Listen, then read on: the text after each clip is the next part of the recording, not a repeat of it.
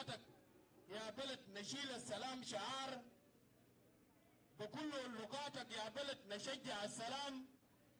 ما تتردد تغني معاي بكل لهجاتك. أنا السلام، نشجع السلام، أتبع السلام، أرفع السلام، أرقص على السلام. ثلاثة أول مرة يجوا بلدكم، يعني كأنه ده أرض بتاعكم ويلكم في هاي ترندو منه كحلة بتاعكم. فشكرا لكم كثير ونشوف عروض بتاعكم الليلة.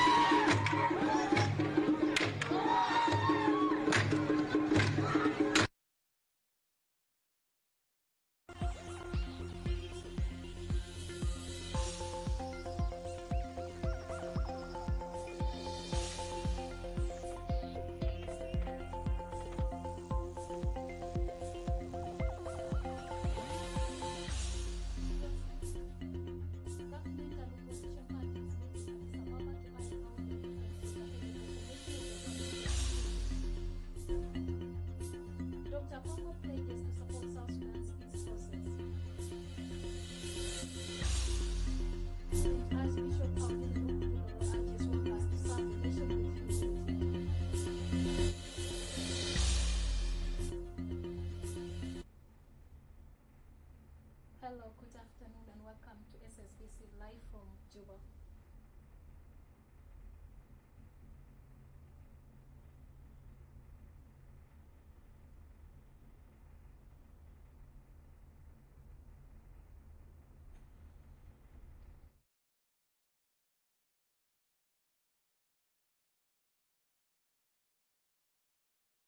Welcome to SSBC live from Juba. I'm Elizabeth Akoida Malad, bringing you the news. Parties to the peace agreement are meeting in the Ethiopian capital Addis Ababa to iron out their differences on the formation of a new unity government. IGAD organized the meeting to enable the parties to deliberate on the pending issues in the agreement and come up with a solution. According to the agreement, parties are supposed to establish a new unity government on May 12, 2019. The Secretary of the National Pre-Transitional Committee, Dr. Martin Elia Lomoro, presented a report on the implementation of the peace deal. The forum also listened to a presentation from CITISAM, GEMEC, and United Nations Mission on the progress made in the peace process. In her opening remarks, the Ethiopian State Minister of Foreign Affairs, Hirot Zemene, said the outcome of the meeting would be used during the IGAD extraordinary session due to take place in Juba next week. IGAD Special Envoy Dr. Ismail Wey said the meeting would come up with a clear roadmap for the implementation of the peace agreement.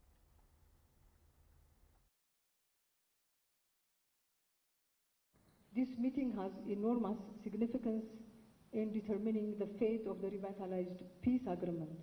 The outcome of your deliberations will also feed into extraordinary session of the IGAD Council meeting scheduled to take place next week in Juba.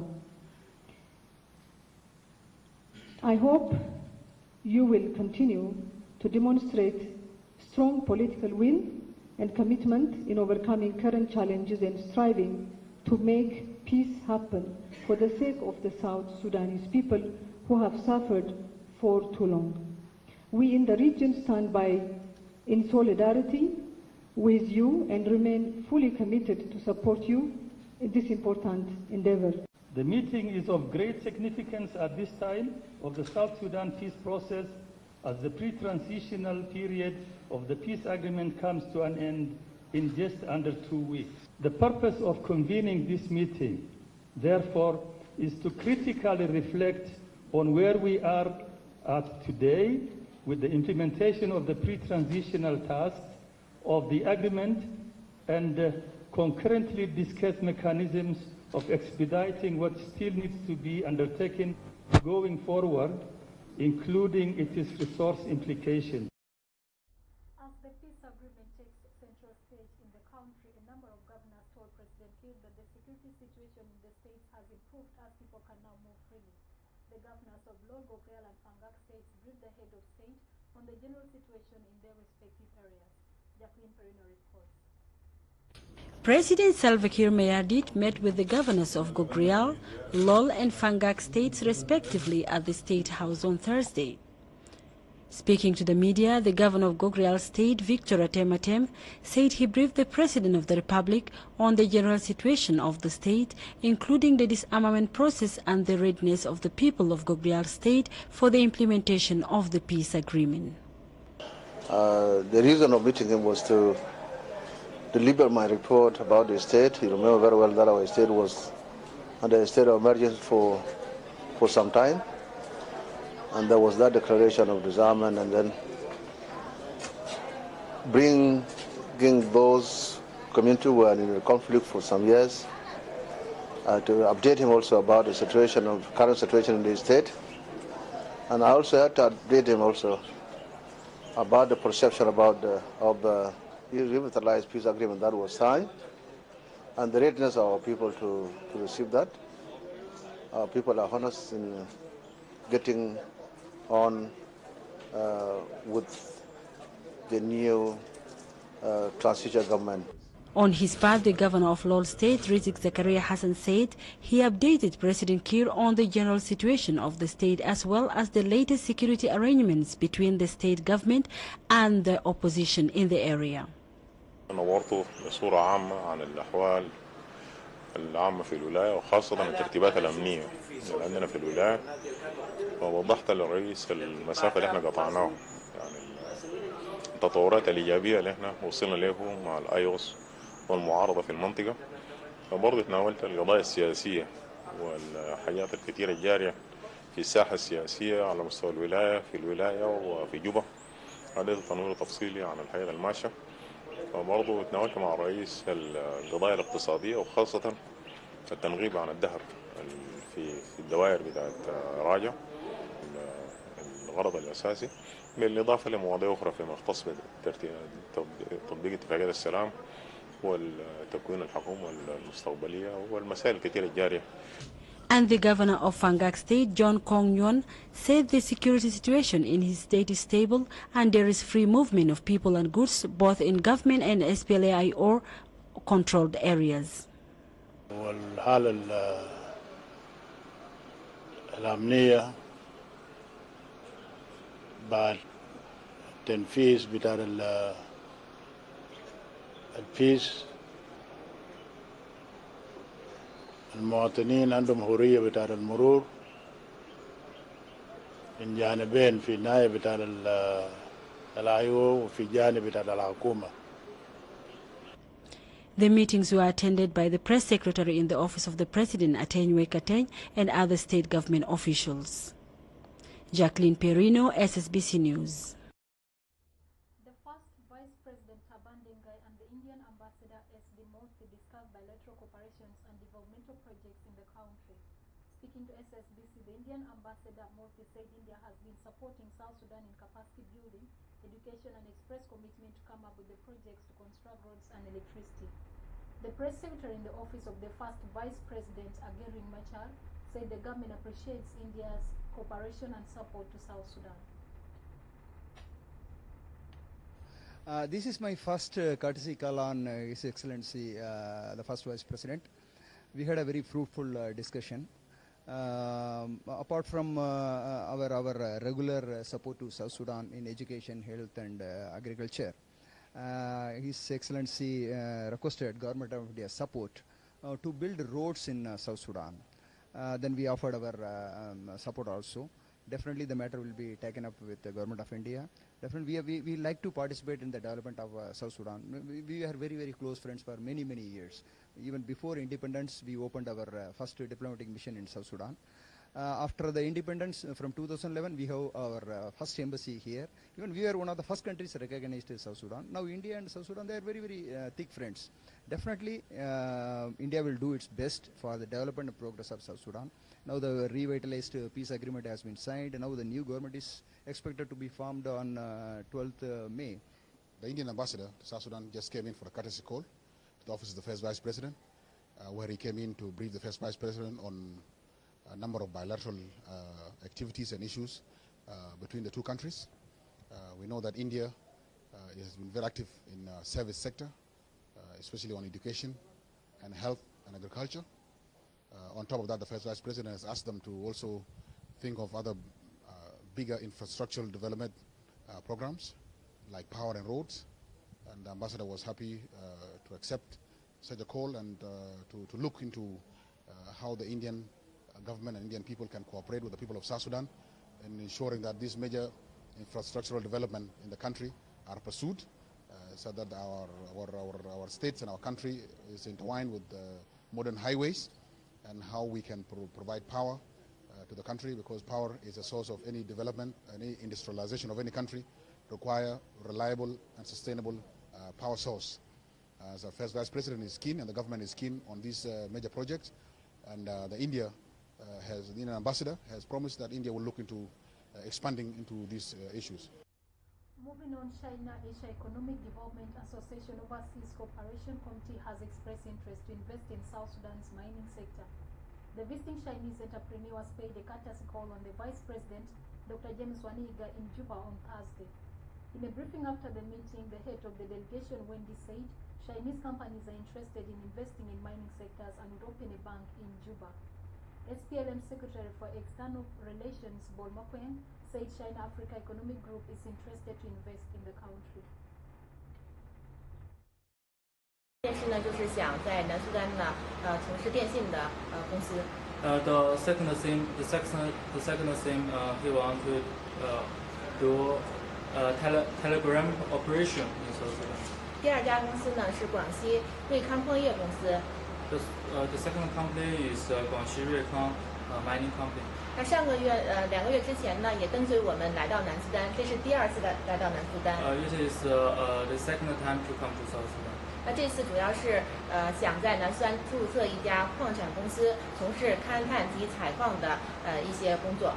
The purpose of the coming to South Sudan, they want to register a company in South Sudan about mining, about exploration matters. 在这里呢，我非常感谢南苏丹驻中国大使馆的杜库大使和蒙代大使。I appreciate Ambassador Duku and Ambassador Monday from South Sudan in China. 那蒙代大使呢，在中国去过了这两家公司考察调研。Mr. Monday have inspected these two companies.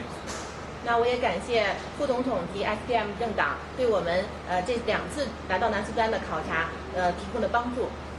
I appreciate the SPM party and the Vice President give us some support. Dr. Waniga welcomed them warmly and also informed them that South Sudan is open to all investors. And now that there is peace in the country, all investors are welcome to come and invest here. People of South Sudan are friendly and they like also to interact with other well people so that the business can go on a win-win basis. He also assured them that the government is committed to peace and that this peace will be implemented. And since there is this peaceful atmosphere, all investors are welcome. And that the SPLM memorandum of understanding that was signed between these investors will be the guiding principle for the implementation of all the investment activities. And the elders of law committee in Juba, led by Mark Nyepoch-Ubang, briefed Vice President Dr. James Waniga on the political situation in Wau State. The elders say 3 counties of Wau State were devastated by the enemies of peace, not cattle keepers. Dr. Waniga said the government would address the challenges facing the law community in Wau State. Mark appealed to the government to solve the problems urgently. We have met the Vice President of the Republic and explained to him the events that took place in the lowland, and in particular in the 3 counties of Opel, Guardiana, and Rojiroj-Dong, and the area that has been devastated. People have all been victims. We have explained everything to His Excellency Dr. Waniga, the Vice President. He sympathized with us and said, if the trees, even the trees in the forest, support themselves, how can human beings not sit and support themselves? He has sympathized with the situation that we are in, and he said he will do his best, and he will do his best to see that this thing is brought to a standstill. He was saying, we are even suggesting that even conferences, because we have 2 conferences in Marialbai and Rojiroj-Dong, the conferences do not take action. He said action is needed urgently to stop the suffering of the people of Western Barazal and Wau, and the Luo people in particular. Let's go for a news break. Stay with us.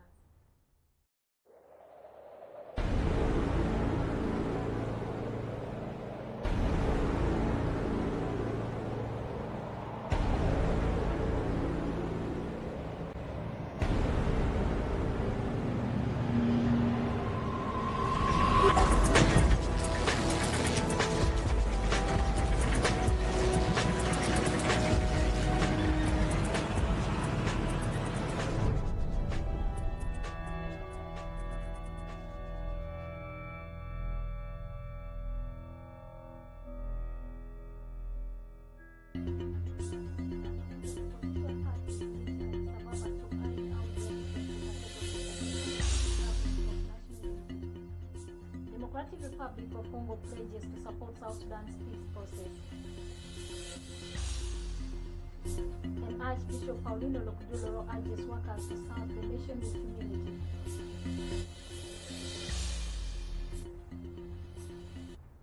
You're welcome back. Moving on, the President of the Democratic Republic of Congo, Felix Tshisekedi Tshilombo, has expressed support to peace, unity, and development in South Sudan. The Congolese Ambassador Rene Ilume Tembele briefed the Minister of Foreign Affairs and International Cooperation, Nial Deng-Nial, on the recent political developments in the DRC. Ambassador Tembele announced that Tshisekedi would soon support South Sudan, which will be followed by ministerial meetings to boost relations between Juba and Kinshasa. The Congolese envoy also revealed that Ebola outbreak in his country is now under control. Is ready to work with the leadership of the Republic of South Sudan in order to get also good development, and is supporting fully the political process in the Republic of South Sudan, is following carefully the development beyond IGAD and African Union, and he wished that the Republic of South Sudan reach good development in peace and harmony between the sons and daughters of the Republic of South Sudan. And very soon you'll be visiting, you'll be also be able to visit, as is doing, is going around the Republic, the Democratic Republic of Congo, visiting the neighboring countries, and hopefully you will visit also the Republic of South Sudan. The Minister of Petroleum, Ezekiel Gatquoth, delivered President Kiir's message to the chairman of the Transitional Military Council, Abdul Fattah Burhan, on cooperation in the oil production. Speaking to SSBC in Khartoum, Minister Ezekiel said the military council expressed readiness to strengthen cooperation with South Sudan, including reopening the cross-border trade. Had a special message from His Excellency General Salva Kiir Mayardit. The message is very simple. The cooperation between the two countries is paramount. Myself, I went to Port Sudan to make sure that the flow of oil is moving without any interruption. I had an excellent visit there, and the critical materials for the oil production are moving very well. The oil will not be interrupted. Myself, I also went to El Nar through Ijlich, and we have launched the production there. We made sure that the production is going to increase. Now, in the Republic of South Sudan, we are producing 175,000 barrels a day. And this one, we cannot do it without the cooperation of Sudan.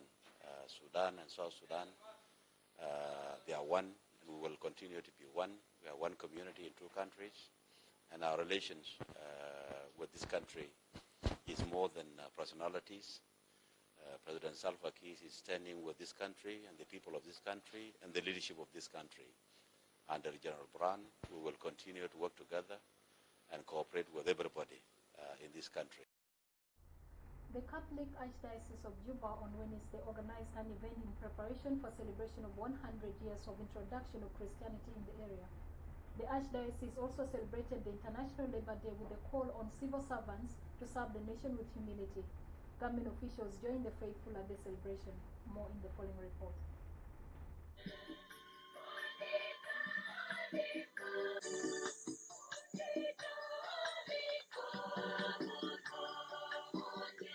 Hundreds of people gathered at Catholic All Saints Cathedral in Rajaf on Wednesday to celebrate the centenary and International Labour's Day.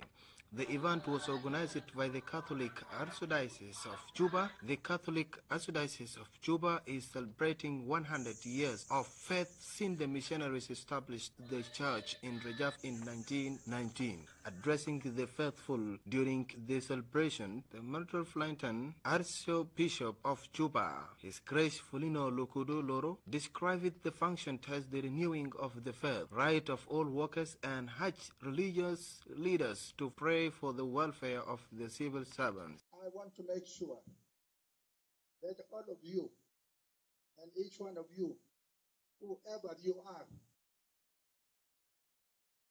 and I want to put this from the religious point of view, here, I would imagine that most of us are Catholics, but at the same time, anybody can be here who is not a Catholic, who may be a Protestant, who may be even a Muslim, who may be whatever you are. You are very welcome. The centenary is also for you.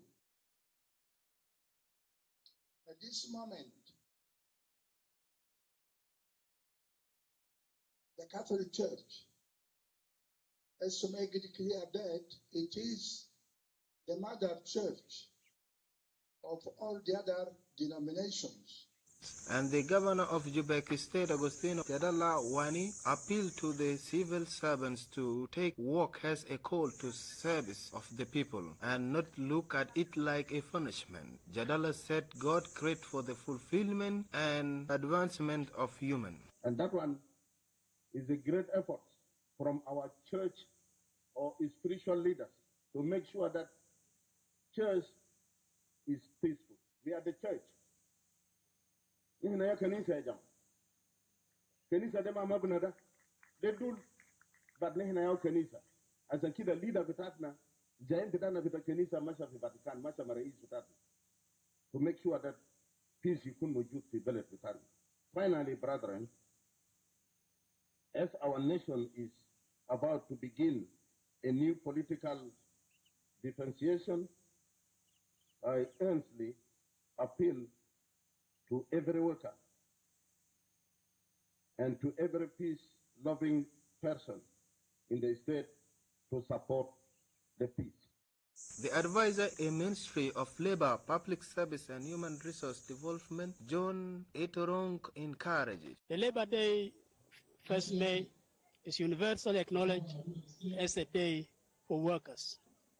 And we in the Ministry of Labor, Public Service and Human Resource Development, we are most grateful to see everybody participating in the celebration of this day. And we are fortunate as a people that we have crossed one century to another. And as we celebrate in the church here, that since 1919, the church in Rajab has been established. Chief Justice Chandrej Madut, Minister of Housing and Physical Infrastructure, Alfred Ladugori, members of a national and state parliaments, and commissioners of Jupek State participated in the celebration. Deng Dut Deng, SSBC. And the Minister of Finance and Planning briefed the Minister of General Education and UNICEF on the National Education Budget of 2019. The Undersecretary of Planning, Okam Kalo Jane, said donors fund the Ministry of Education to improve the country's education sector. On his part, the Undersecretary in the Ministry of General Education, Dr. Kuyuk Abol Kuyuk, said enrollment in schools at all levels of education has increased. Dr. Kuyuk said the donor community annually injects 7.7 million South Sudanese pounds to boost the country's education sector. We have been having a workshop, a meeting organized by Finance, UNICEF, and the Ministry of General Education. This meeting is about the national budget and the national budget brief and the education budget brief.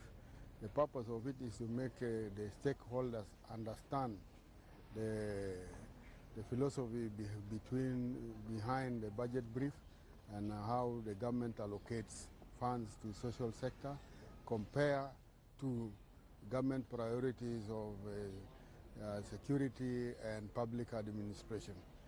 In the discussion, we had also a team from Oxford Policy Management, of which they help us to analyze issues with the Public Finance Management and Accountability Act, and through UNICEF, they are going to give us support to build the capacity of our staff on these areas.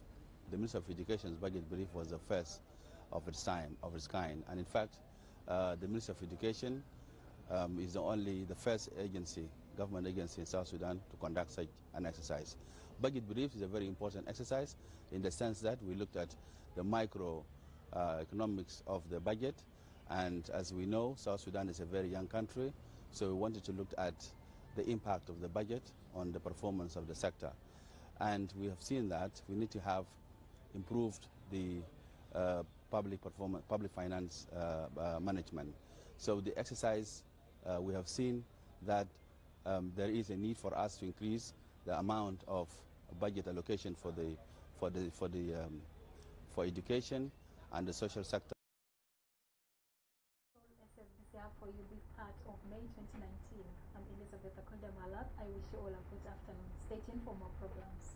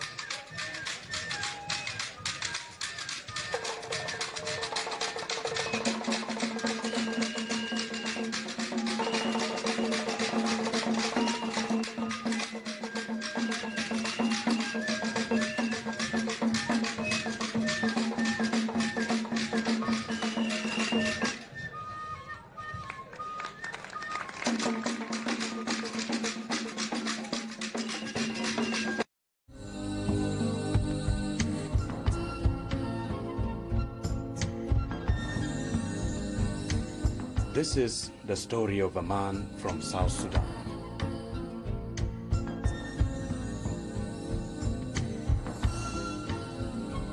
In the journey of pain and struggle to freedom, a simple man with a dangerous weapon, who always has words to say to the world on behalf of someone.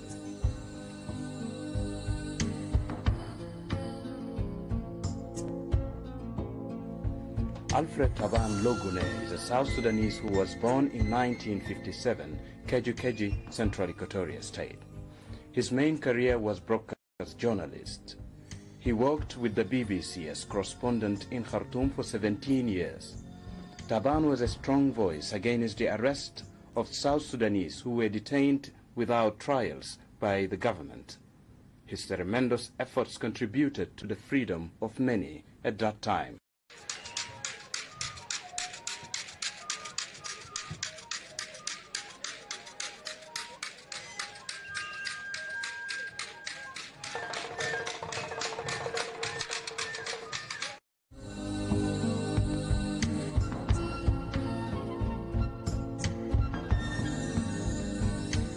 This is the story of a man from South Sudan.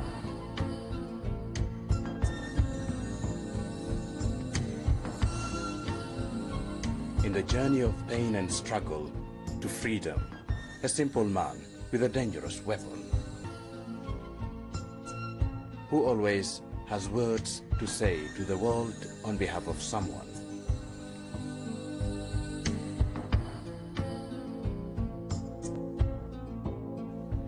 Alfred Taban Logune is a South Sudanese who was born in 1957, Keju, Central Equatoria State. His main career was broadcast journalist. He worked with the BBC as correspondent in Khartoum for 17 years. Taban was a strong voice against the arrest of South Sudanese who were detained without trials by the government. His tremendous efforts contributed to the freedom of many at that time.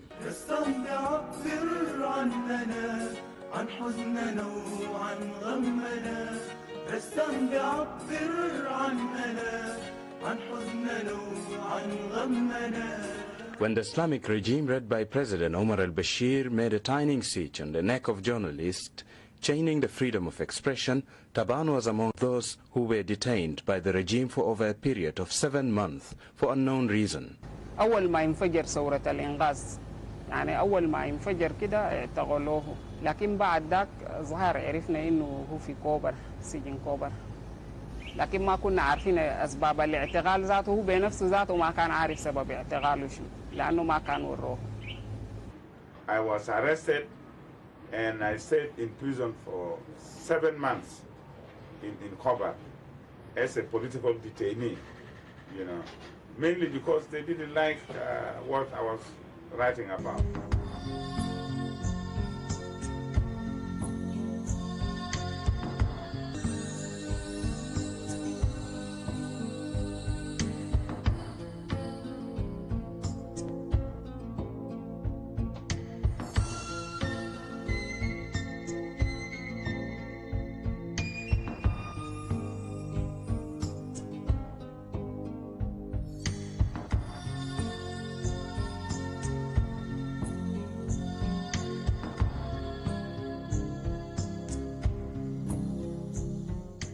When the war in Sudan intensified, one famous politician from Central Equatoria called Peter Shirillo was the former governor of Equatoria region.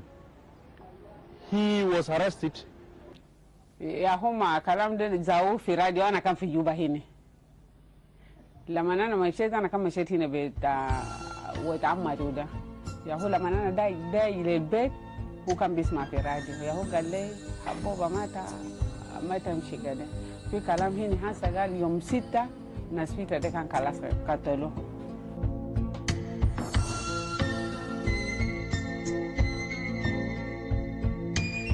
لما مشى برا بكون عندهم زيارة هناك يهو ناس ده قام سألوا قال يا أخي هسه إنت أنجلو بيدا زيتوا ناس في حكومة أخوكم ده هسه بتسريلو ده قال قتلوه وإنتوا لسه شغالين لشنو يهو قال يا أخي أنا متأكد زول ده فيه لكن كان حصل زي هسه الناس بتاع برا بقى بيعناون زول ده مات يوم 6 ده أن إحنا بنرزاي من الشغل.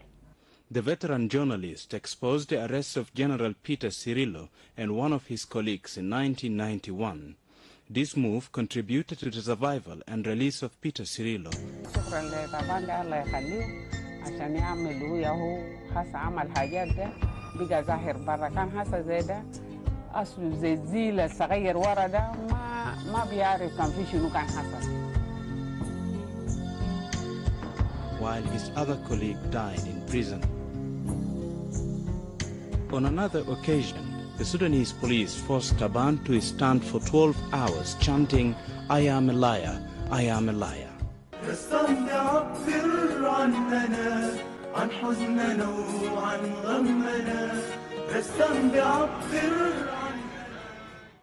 Alfred Taban was a senior reporter for Sudan Now and even used to come to Juba to cover some major events for this magazine. And later I became a correspondent for this magazine when Fatih Mahjoub was the editor of the magazine. And so I collaborated with them by writing reports from here.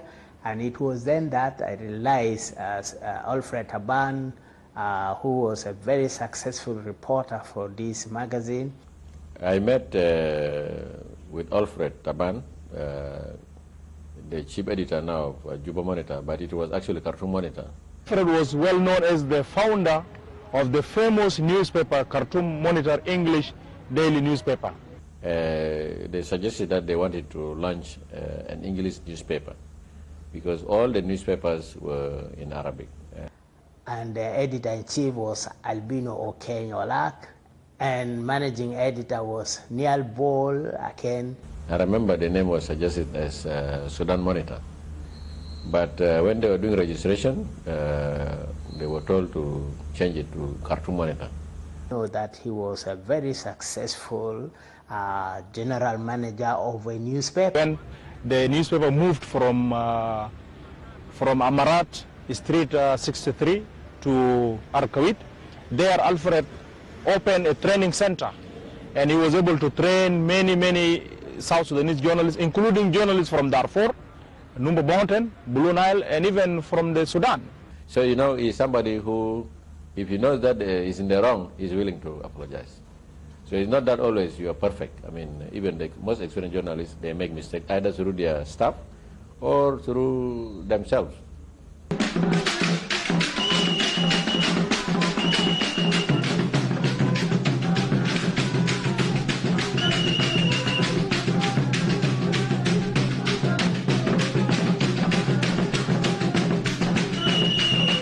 أول مرة أنا من اعتقلوه هنا ندمت شديد، وكنت عندي شعور إنه يعني ما شعر نفسي إنه إحنا في وطننا. أنا كنت عندي تخيلات إنه الحاجات دي كانت بتحصل هناك في الشمال، لأنه إحنا كنا بنناضل من أجل قضية معينة من أجل بلدنا، وبعد ما نكون أحرار نجي بلدنا هنا الحاجات دي كلها حتتلاشى، حيكون ما في. لكن اتفاجأت إنه أول ما إحنا جينا هنا يعني ما تمينا 6 شهور تم اعتقاله. فأنا كان بقيت عندي شعور إنه معناتها نفس الحاجات حتكون موجودة هنا. Independence has not lived up to my expectations at all, especially in the field of security and services. أول شيء أنا اتعلمت منه الوطنية، يعني ده حاجة أنا اتعلمت منه، إنه أكون وطنية وما أكون عندي حب الذات، يعني لأنه ما قاعد يفكر عن نفسه، بيفكر أكثر شيء عن الآخرين وعن وطنه. I was working as a journalist, but I was also writing for the rights of the people of South Sudan, so I was doing both. لكن هو كان بيشعر بنفسه إنه هو مناضل، يعني بيناضل من أجل قضية جنوب السودان، وما ممكن يقوم يخليه في النص، لازم يواصل.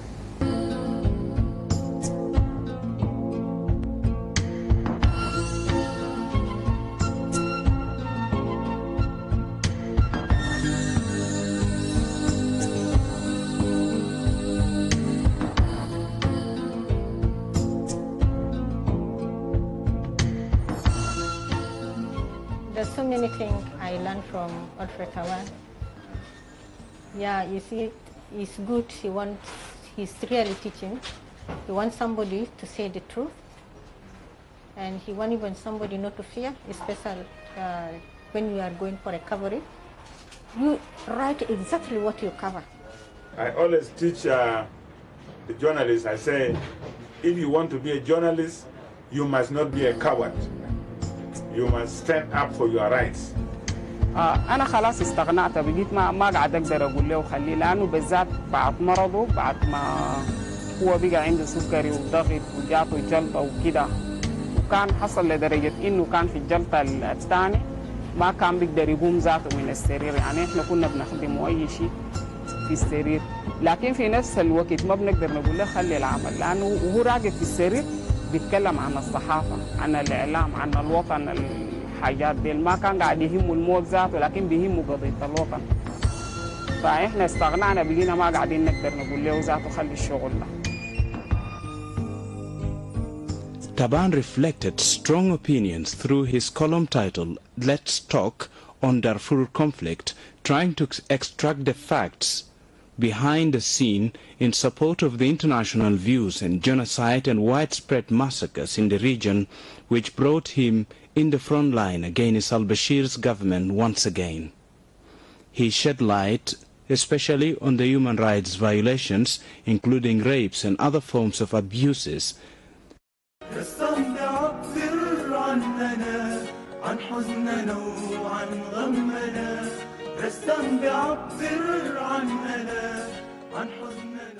In July 2005, the Speaker of the British House of Commons, Michael Martin, presented the Speaker Abort Award to Alfred Taban. In recognition of his work exposing the slaughter in Darfur, this award is given to journalists who have made the greatest contribution internationally to the protection, promotion and perpetuation of the parliamentary democracy. In 2006, Taban was one of the 3 recipients to be presented with the National Endowment for Democracy Award, awarded by the U.S. President George W. Bush. Taban also received an award in South Sudan by the United Nations Cultural Organization, UNESCO, on his courageous opinions and journalism. The story of Alfred Taban is a phenomenal legacy of a life full of pain and struggle. One man with a single pen and paper is standing in the face of fear and death. When bullets could not bring change, words painted a real picture of freedom, the freedom of expression. That is a fundamental right for all human beings.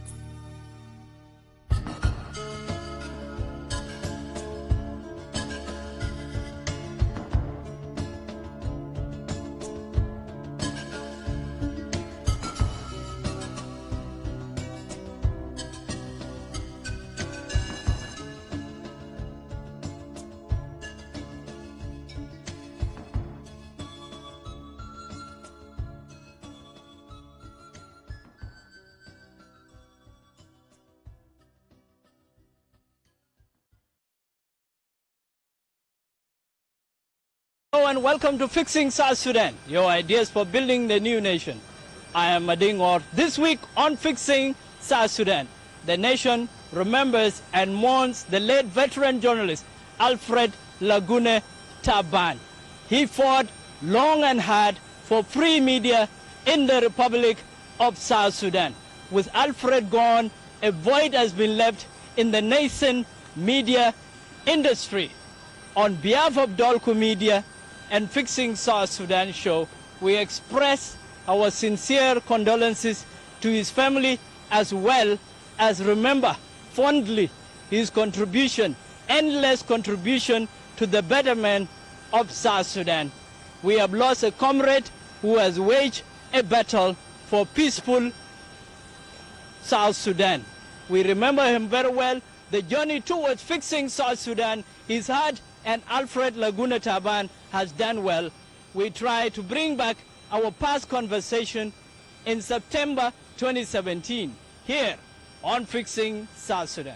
My Jesus, I love thee, I know thou art mine.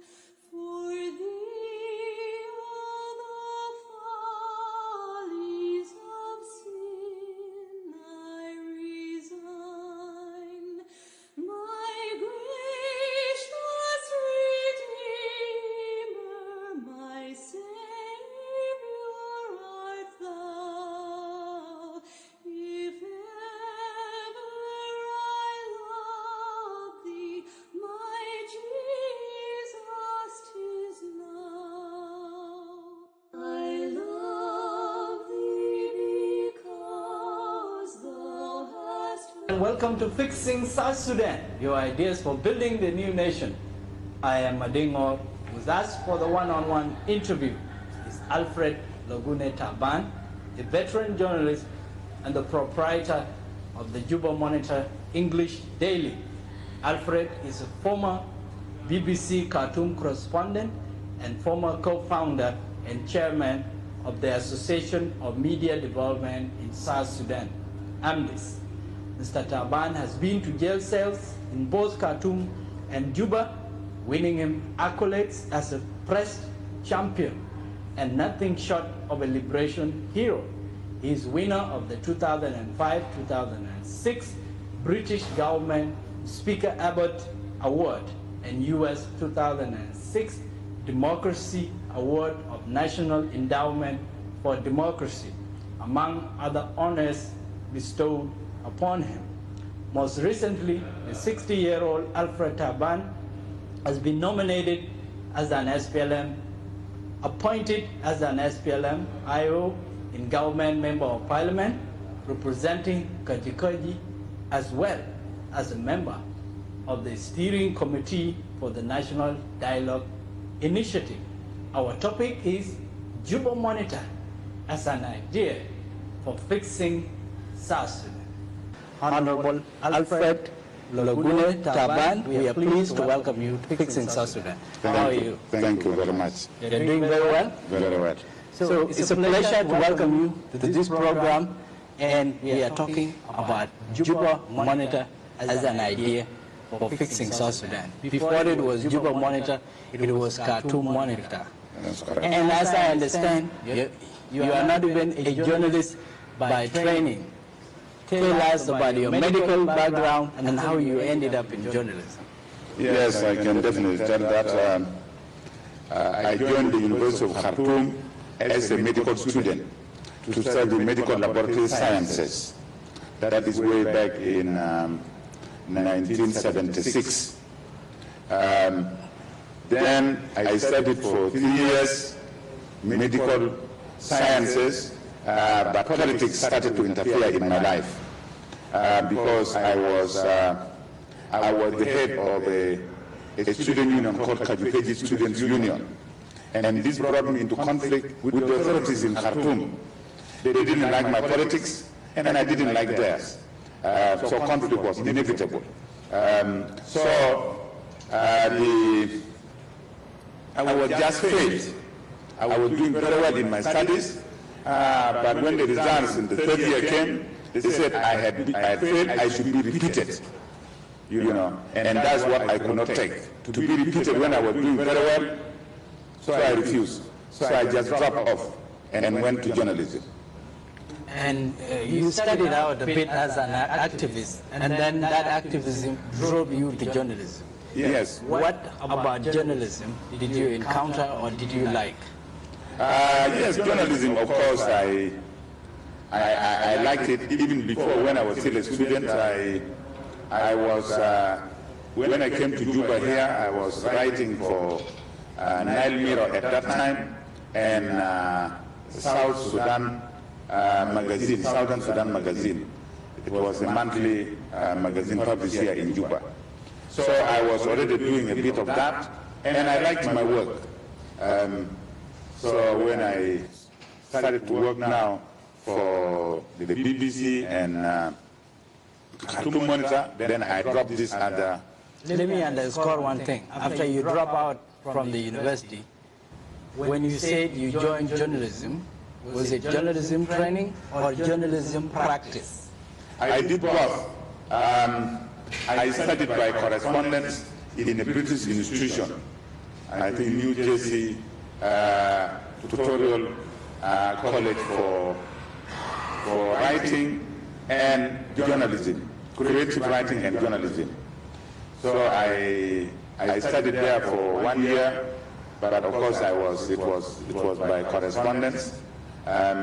So in that same time, I joined Sudan now in 76, and I was a reporter for Sudan now for a number of years. First as a junior reporter and as a senior reporter. SPLA War found you in Khartoum. Yes. And you were a reporter for various newspapers. Yes. Enter Khartoum Monitor. It was founded in 2000. Why did you found it? Of course, the struggle for the people of South Sudan has been at the heart of my life, and as I was already a journalist, I found that Southerners were not controlled.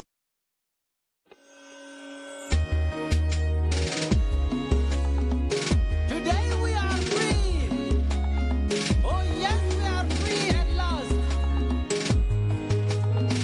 Freedom has come today.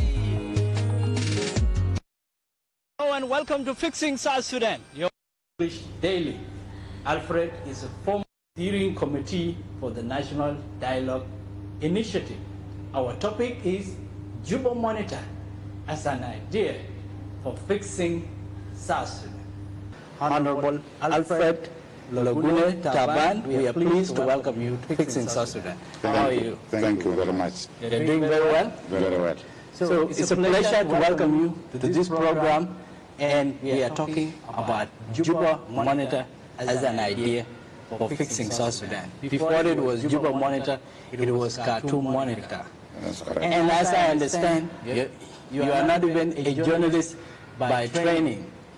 Tell us about your medical background and how you ended up in journalism. Yes, I can definitely tell that. I joined the University of Khartoum as a medical student to study medical laboratory sciences. That is way back in 1976. Then I studied for 3 years medical sciences, but politics started to interfere in my life because I was the head of a student union called Kajukeji Students Union, and this brought me into conflict with the authorities in Khartoum. They didn't like my politics, and I didn't like theirs. So conflict was inevitable. I was just failed. I was doing very well in my studies, but when the results in the third year came, they said I had failed, I should be repeated. And that's what I could not take. To be repeated when I was doing very well, so I refused. So I just dropped off and went to journalism. And you started out a bit as an activist, and then that activism drove you to journalism. Yes. What about journalism did you encounter or did you like? Yes, journalism, of course, I liked it even before. When I was still a student, I was, when I came to Juba here, I was writing for Nile Mirror at that time, and South Sudan magazine, Southern Sudan magazine. It was a monthly magazine published here in Juba. So I was already doing a bit of that, and I liked my work. So when I started to work now for the BBC and Khartoum Monitor, then I dropped this other. Let me underscore one thing. After you drop out from the university, when you said you joined journalism, was it journalism training or journalism practice? I did both. I studied by correspondence in a British institution, I think New Jersey Tutorial College for writing and journalism, creative writing and journalism. So I studied there for 1 year, but of course it was by correspondence. So in that same time, I joined Sudan Now in 76, and I was a reporter for Sudan Now for a number of years. First as a junior reporter and as a senior reporter. SPLA were found you in Khartoum. Yes. And you were a reporter for various newspapers. Yes. Enter Khartoum Monitor. It was founded in 2000. Why did you found it? Of course, the struggle for the people of South Sudan has been at the heart of my life, and as I was already a journalist, I found that Southerners were not contributing as much. They tried to write for Sudan Now, but Sudan Now was owned by the government, so they did not allow, independent views of South Sudanese. So me and Albino Okeng and Nyal Bol, we came together. We said, why don't we provide, a vehicle for our people in South Sudan to Southern Sudan during that time to express their views freely. So that is why we came up with Khartoum Monitor. How did you raise the money? Well, we started by getting from shareholders and some of the South Sudanese who had a little money. I think it was one share was $1, but in South Sudanese pounds it was really a very little money. I think £2 or so. So we were able to raise some money.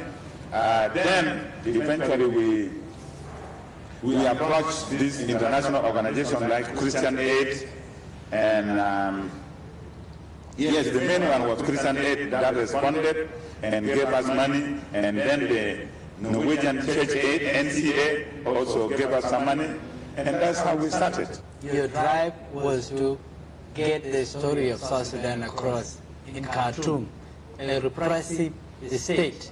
Correct. A bold move that got you in trouble. Now, before I go to the troubles that you faced in Khartoum, so yes, you did that journalism. Was it journalism or was it advocacy? I think it was more of advocacy. It was liberation journalism. We wanted